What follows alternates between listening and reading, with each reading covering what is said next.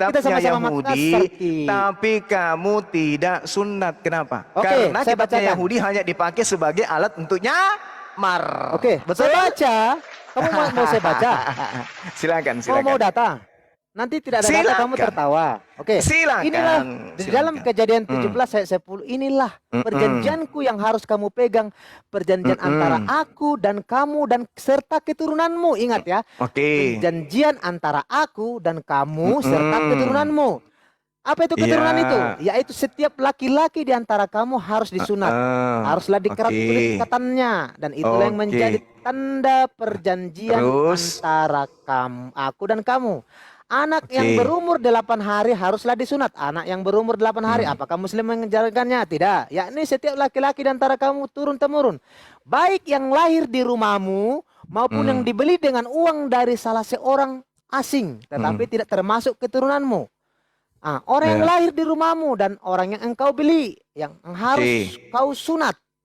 Jadi, maka dalam dagingmu perjanjianku menjadi perjanjian yang kekal.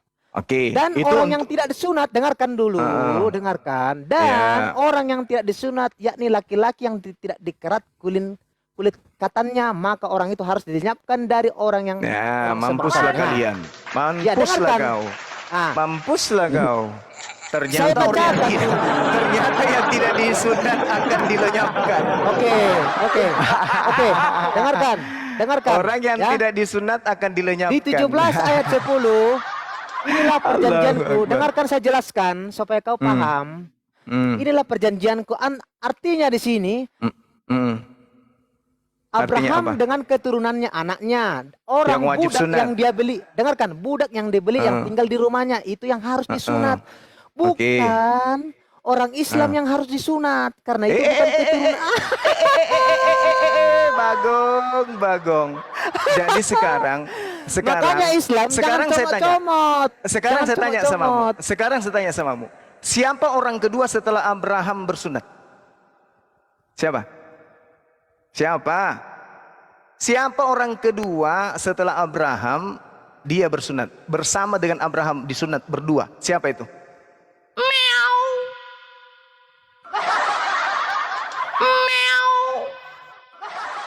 Yang disunat bersama dengan Abraham bukan Ishak. Yang disunat bersama Abraham adalah Nabi Ismail alaihi salam. Dengarkan dulu. Kalau kamu mengikuti ajaran Abraham. Allahu Akbar, Masya Allah. Jadi yang disunat bersama Nabi Ibrahim adalah Ismail, Ishak belakangan. Sekarang saya tanya, kenapa Kristen tidak bersunat?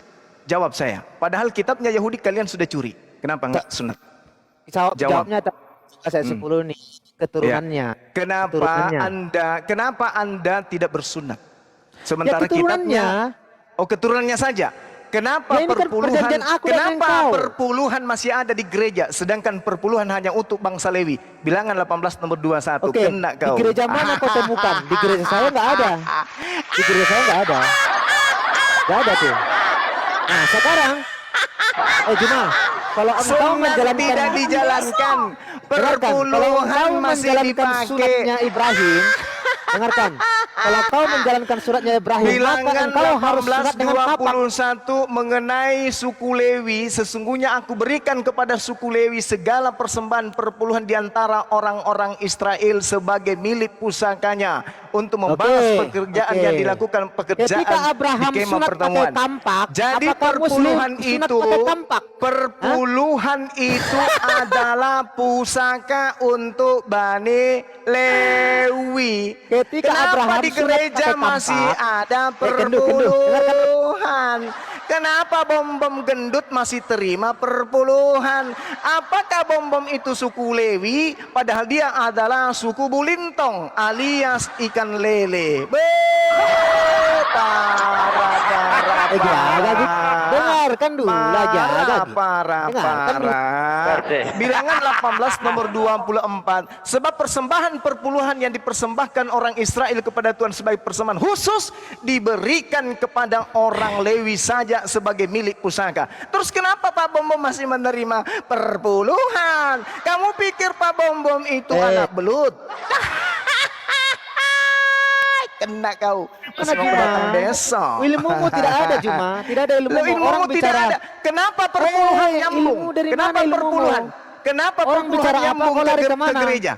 Kenapa perpuluhan nyambung ke gereja? Sedangkan bicara perpuluhan sunat. hanya untuk bangsa Lewi. Hei. Kita bicara sunat, kau lari ke Sunat perpuluhan. Anda batalkan karena Anda bukan Loh. keturunan Israel. Ya, Anda betul. katakan tadi. Ya. Kenapa perpuluhan masih berlanjut di gereja? Kenapa?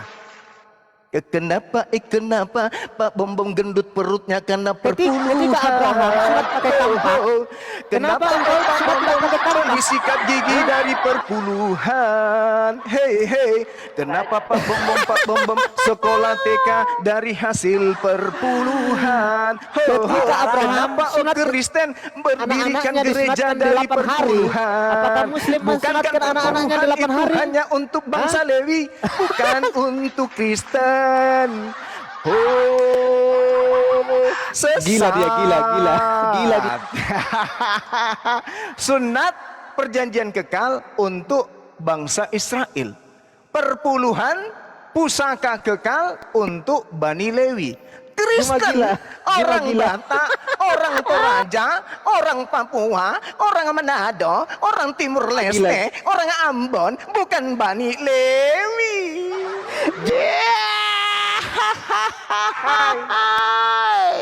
Cuma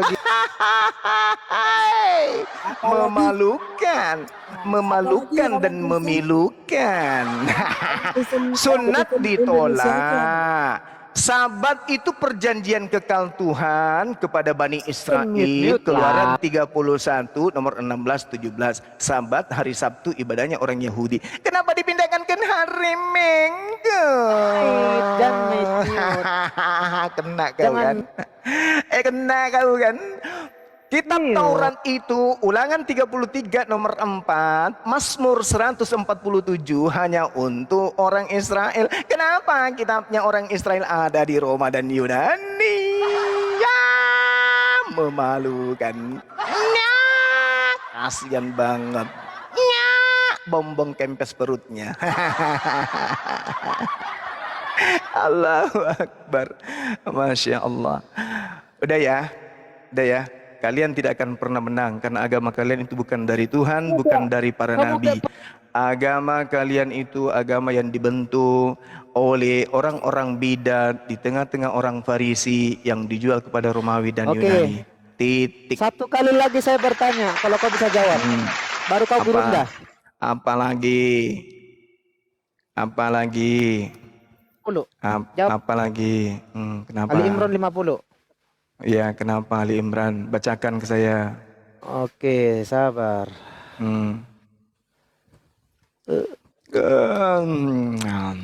Anak buahnya Bom datang. Bomnya ngumpet. Allah Cuma kau itu kelas gurunda, kau tidak boleh main-main begitu kan, kau harus mencerahkan. Iya, saya mencerahkan makanya, saya mencerahkan. Pasti Jangan itu. main-main kayak gitu. Bom tidak pernah main-main begitu. Walah, dia menghargai orang yang bertanya. Walah, Tidak percaya. Menghargai. Kalau Bom dengarkan, kalau Bom ditanya, dia menjelaskan Alkitab bukan mengais-ngais isi Al-Quran. Siapa Bom? Iya, Bom itu lebih mulia. Oke, saya bacakan. Bom saya tidak kenal. Maksudnya siapa Bom yang barusan kau sebut? Oke, saya bacakan. Hanya kami kasih.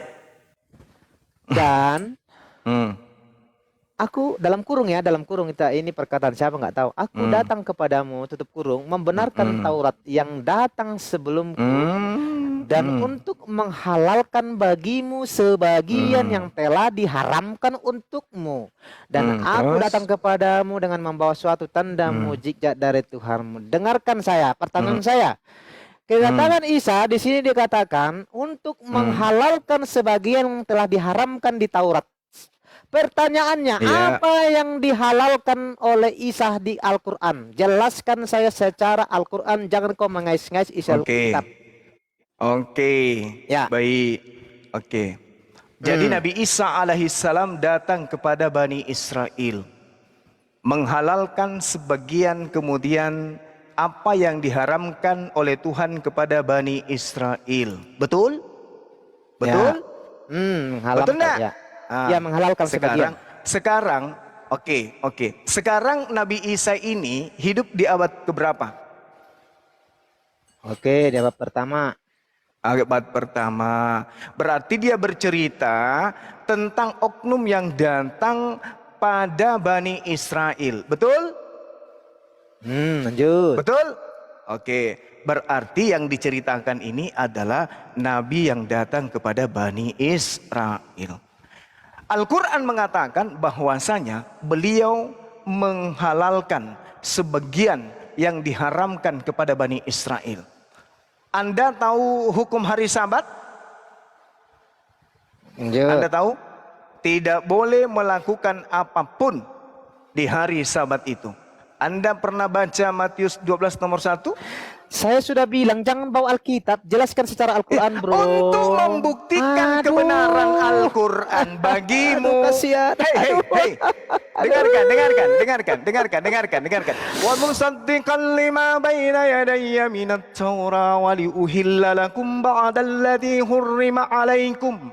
Wa ji'tukum biayatin min rabbikum fattaqullaha wa ati'un. Jadi Al-Quran menerangkan, aku datang Nabi Isa, aku datang kemudian menjelaskan tentang keadaan kaum, bahwa Nabi Isa alaihissalam pada masanya adalah ini juga dewa. Jangan nelpon pada saat orang live, sorry saya cancel. Jadi pada saat itu Nabi Isa alaihissalam diceritakan pada saat dia datang kepada kaumnya, beliau menghalalkan sebagian yang diharamkan. Oke? Nah Di mana sekarang ayatnya? Ayatnya di mana? sekarang, tunggu. Sekarang kami umat Islam beriman kepada ayat ini. Kami beriman bahwa Nabi Isa melakukan itu karena ini adalah kalam Allah.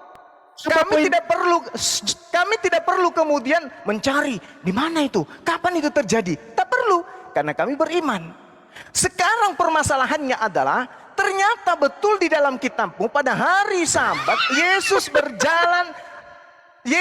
berjalan melalui ladang gandum dan para muridnya lapar lalu memetik gandum dan memakannya. Salah enggak Al-Quran? Mama. Salah enggak Al-Quran? Salah enggak Al-Quran? Kutanya sekarang kau.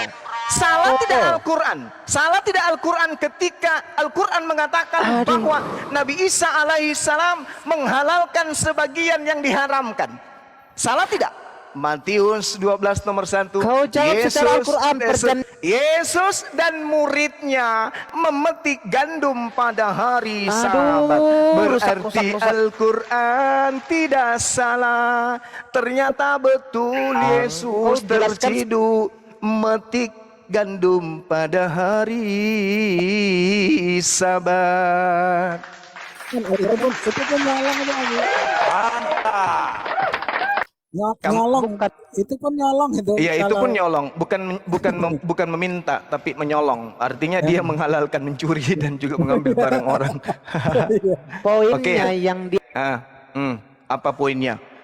Keluaran 31 nomor 14. Dengarkan Haruslah dulu. kamu pelihara hari Sabat. Sebab Aduh, itulah hari Tuhan. Otakmu ada kan? Otakmu ada kan? Ada kan otakmu? Kan tadi ayatmu mengatakan di Ali Imran Ayatku mengatakan menghalalkan Ali Imran sebagian ayat yang 50. diharamkan. Di situ Ya. dikatakan Nah, saya Nabi tanya- yang datang kepada Bani saya tanya tadi, Israel menghalalkan sebagian yang diharamkan. Tanya, Itu menurut jelaskan secara Al-Quran. Ini kejadian yang kurang lebih 700 tahun sebelum Al-Quran ini kemudian diwahyukan. Ketika ingin mengetahui aspek kebenaran, kalau Anda ragu, tanya kepada kitab sebelum Al-Quran. Benar tidak ada Nabi yang memetik gandum pada hari Sabtu? Matius 12 nomor 1, pada suatu hari Sabat, Yesus berjalan melalui ladang gandum. Para muridnya lapar Muslim lalu yang memetik mendukung. butir gandum dan memakannya. Muslim yang Berarti mendukung apa yang harus pakai- terjadi terhadap Al-Quran itu dibenarkan dengan kitab yang datang lebih dulu.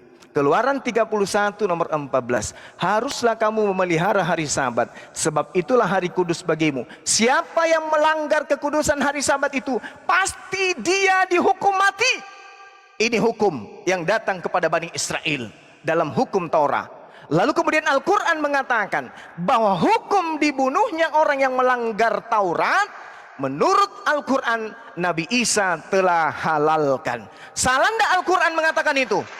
Salah tidak Al-Quran mengatakan itu? Salah. Oh iyakah? Iya, sebab Yesus tidak pernah memetik gandum pada hari Sabtu. Masa sih? Ya, Yesus itu sangat memelihara hari Sabat. Di dalam kitab kami tidak ada Yesus itu melakukan kegiatan pada hari Sabat. Oh ya? Oh salah Al-Quran berarti. Cek percek, cek percek, cek percek, cek percek. Matius 12 nomor 1. Pada suatu hari Sabat, Yesus berjalan melalui ladang gandum. Para muridnya lapar lalu memetik bulir gandum dan teman-teman yang di bawah saya bukan RK. memakannya. Masya Allah, Al-Quran semakin benar adanya. Masya Allah. Masya Allah, Masya Allah. Sekarang kalau Anda tidak percaya dengan Al-Quran, Saya kamikaze. kalau Anda tidak percaya dengan Al-Quran, sekarang gini, Keluaran 31 nomor 14, saya bacakan ya. Haruslah kamu pelihara Sabat, sebab itulah hari kudus bagimu. Siapa yang melanggar kekudusannya pada hari Sabat itu, pastilah ia dihukum mati. Sebab setiap orang yang melakukan pekerjaan pada hari itu, orang itu harus dilenyapkan dari antara sebangsanya. Pertanyaan saya, apakah Yesus merubah kudusnya hari Sabat? Jawab. Bro, Yesus berkata, kalau untuk pekerjaan kemuliaan Tuhan, untuk menolong orang, iya itu Yesus Pertanyaan berkata, saya. kalau untuk mengerjakan pekerjaan untuk kemuliaan Tuhan, Itu makanya, membangkitkan iya, itu orang makanya. mati, membangkitkan makanya orang Yesus mati, dukung. menyembuhkan penyakit, berarti nggak apa-apa. Berarti Iya, Yesus merubah hukum Taurat sebagian, betul? Iya. La la la la la itu la makanya. la la la la la la la la la la la la la. Makanya- Ingin menyorong kitab suci Yesus umat juga Islam, tapi ternyata apa namanya, Yesus metik gandum. Juma, Nah, bukan tadi kita berbicara Ali Imran 50. Perjanjian di awal, Berat memang. kamu jangan pakai Alkitab Berat untuk memang. Jadi, Berat. jadi Bibelmu di hari itu Sabat adalah cerita-cerita yang Juma. muncul dari Juma, abad perjanjian pertama. Saya ulang lagi. Penulis kitabmu itu adalah wartawan-wartawan yang melakukan penyelidikan terhadap Injilnya Yesus pada abad-abad pertama. Untuk kamu yakin akan kebenaran Al-Quran ini, buka biji matamu, keluarkan dari biji matamu, lalu sampaikan ke kertas Bibel, baca. Apakah tertulis bahwa Yesus memetik gandum pada hari Sabtu? Kalau tidak, berarti tidak ada informasi yang bisa dijadikan sandaran orang di luar Islam untuk beriman kepada Al-Quran. Kalau umat Islam ada kitab Matius, tidak ada kitab Matius, ada kitab Keluaran ataupun tidak ada kitab Keluaran, atau tidak ada kitabnya orang Kristen dan kitabnya Yahudi, umat Islam tetap beriman kepada Al-Quranul Karim. Ini untuk bagaimana kau Anda. menjelaskan Al-Quranmu tanpa kitab-kitab sebelumnya? Allah mau mengatakan, Saya kalau kau dalam beriman kepada keraguan-raguan, kitab saya ini. Saya tidak pernah ragu.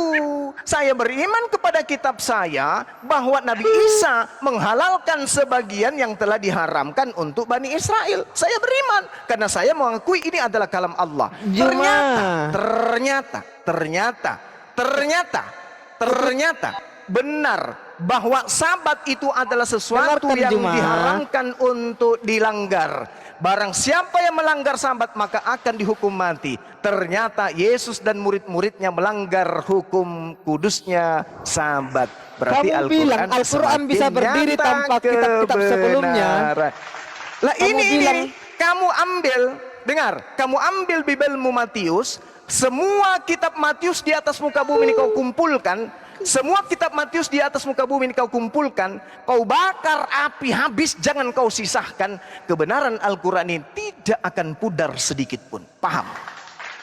Kau bakar kitab Matiusmu itu, kau bakar atau kau masukkan ke dalam karung goni, habis itu kau sorong masuk ke mulutnya bom-bom, tidak akan pernah membuat kebenaran Al-Quran ini bergoyang sedikit pun. Oke, Paham? satu saja, satu. Paham Di ente? dalam bagaimana ente? engkau mengartikan Al-Arab 157 tanpa memakai Alkitab? Coba. Dengarkan artikan. dengarkan saya. Kenapa Anda Ayo, loncat jelaskan. lagi? Kenapa Anda loncat lagi? Kenapa? Anda sudah keciduk tadi Karena engkau bahwa loncat. kebenaran Al-Quran. Karena Anda sudah membuktikan Al-Araf. kebenaran Al-Quran, maka Anda loncat lagi. Oke? Cuma, saya Oke? saya tahu bagaimana engkau mengartikan Allahu Akbar. Al-Araf 157 Nangis, tanpa deh, jangan mengorek-ngorek nangis. Alkitab. Oke. Oke. Sekarang yang diterangkan di dalam Al-Araf, alladzina yattabi'una rasulan nabiyyinal ummiyyin alladzina yajidunahu maktuban. Jadi dikatakan maktuban, tertulis kemudian di dalam Torah dan Injil. Ini yang perlu saudara pahami. Oke? Paham?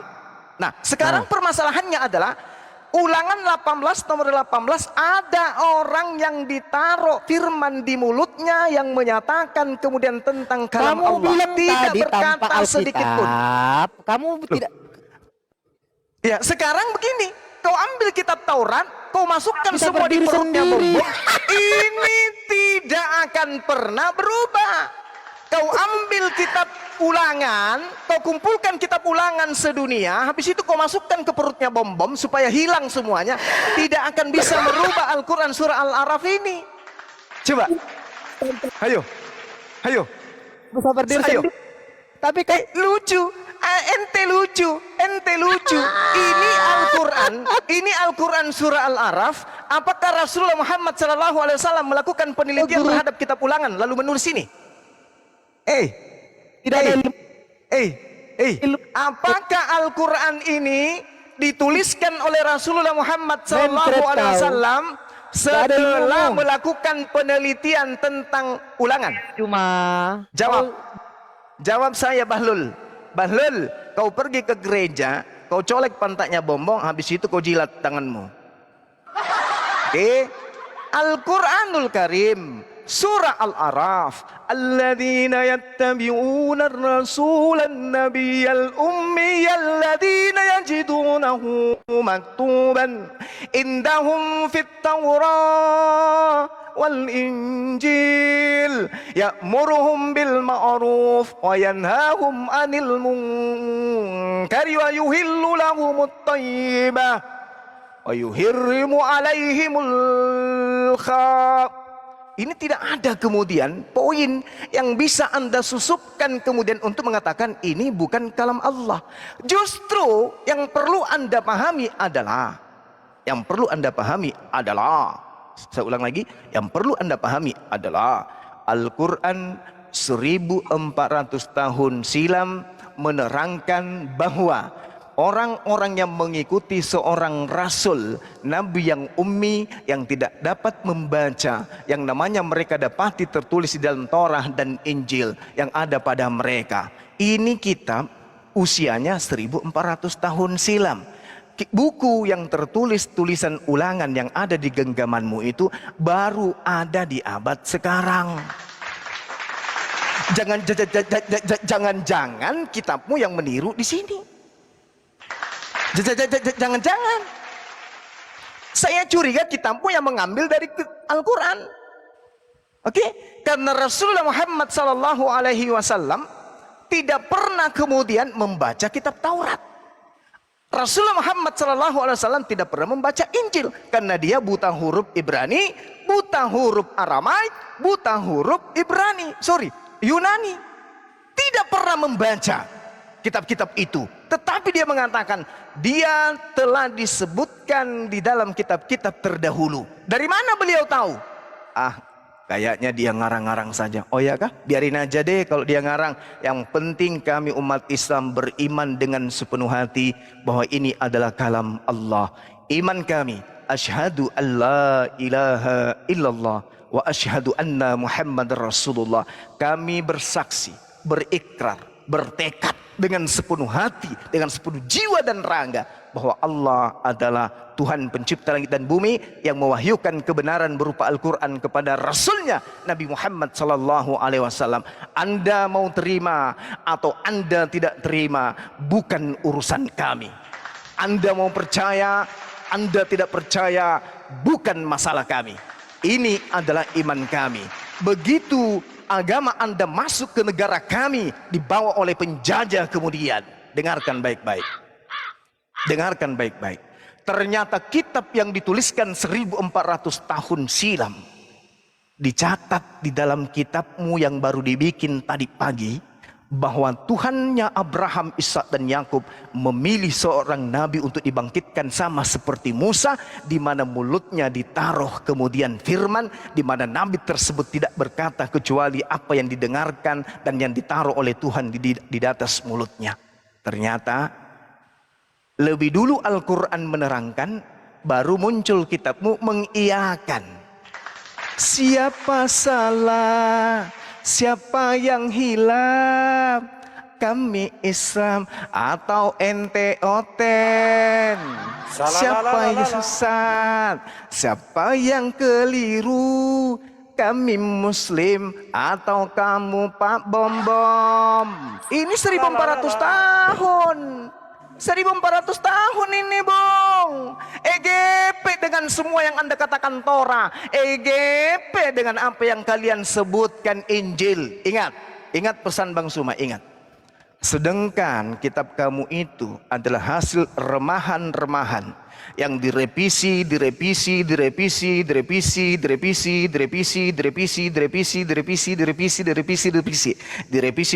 direvisi di Indonesia, direvisi di Jepang, direvisi di sini, direvisi di sana, direvisi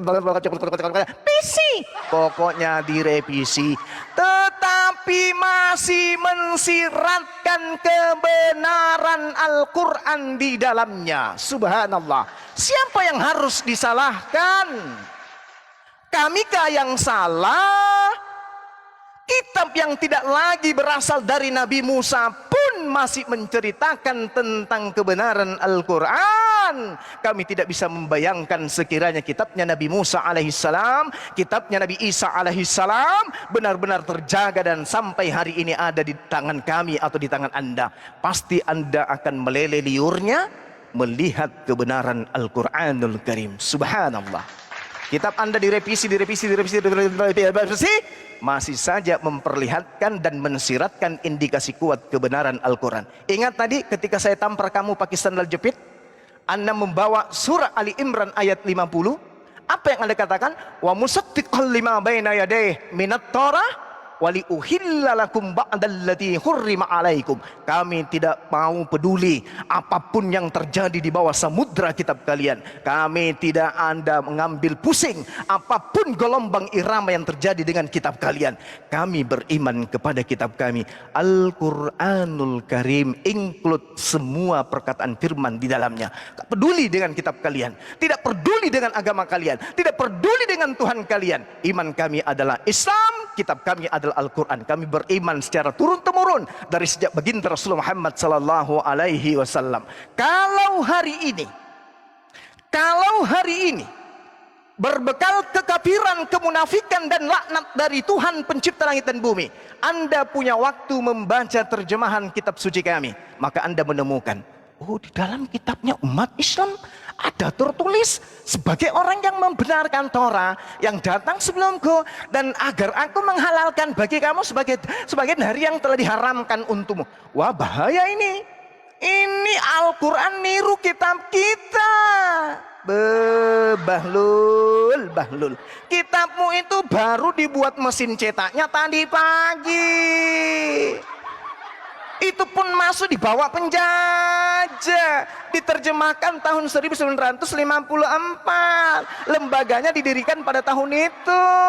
Al-Quran kami sudah 1400 tahun silam. Jangan-jangan kitabmu yang mengambil dari kitab kami. Oke? Apapun yang terjadi dengan kitabmu, apapun isinya, ikan belutkah, Pak Bombong pakai hak tinggi kah, Pak Bombong pakai kondek kah, Pak Bombong cukur kumis pakai garpu kah, kami tak peduli. Kami tak peduli. Ini Al-Quran tidak pernah bisa Anda goyangkan. Kalau kemudian Anda menemukan kesamaan dengan kitabmu, yang harus diselidiki di sini, kitab mana yang duluan? Al-Quran kah atau kitab terjemahan milik Anda? Kitab mana yang duluan? Al-Quran kah atau kitab yang dibawa oleh penjajah?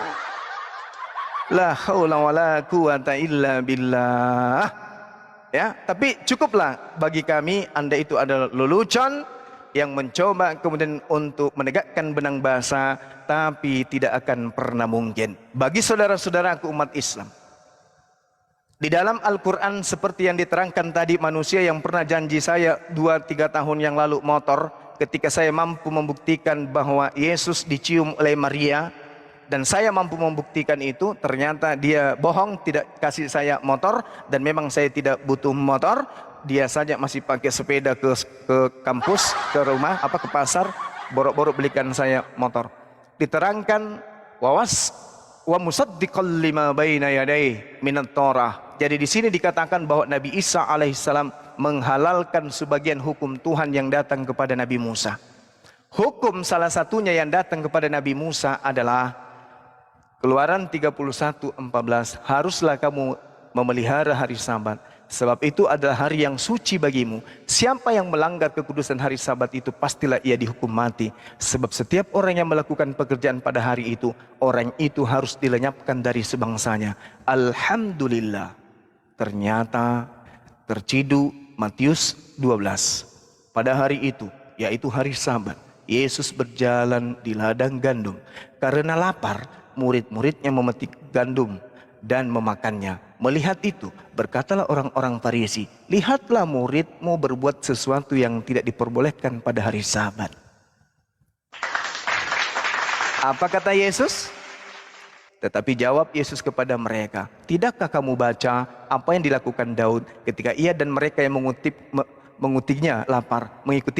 Bagaimanakah ia masuk ke dalam rumah Tuhan? Dan bagaimanakah mereka makan roti sajian yang tidak boleh dimakan? Baik olehnya maupun oleh mereka yang mengikutinya, kecuali oleh imam-imam. Atau tidakkah kamu baca dalam kitab Taurat bahwa pada hari-hari Sabat imam-imam melanggar hukum Sabat dan dalam bait Tuhan namun tidak bersalah? Aku berkata kepadamu, di sini ada yang melebihi bait Allah. Jika memang kamu mengerti maksud firman ini, yang ku kehendaki adalah belas kasihan dan bukan persembahan, tentu kamu tidak akan menghukum orang yang tidak bersalah, karena anak manusia adalah Tuhan atas hari Sabat. Salahkah Al-Quran yang mengatakan Nabi Isa alaihissalam sedikit menghalalkan apa yang diharamkan kepada Nabi Musa? Mereka ingin mengatakan salah, tapi kitabnya mengatakan tidak salah.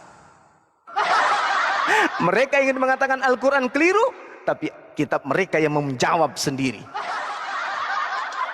Mereka ingin memojokkan Al-Quran, tapi kitabnya sendiri yang menguraikan kebenaran itu.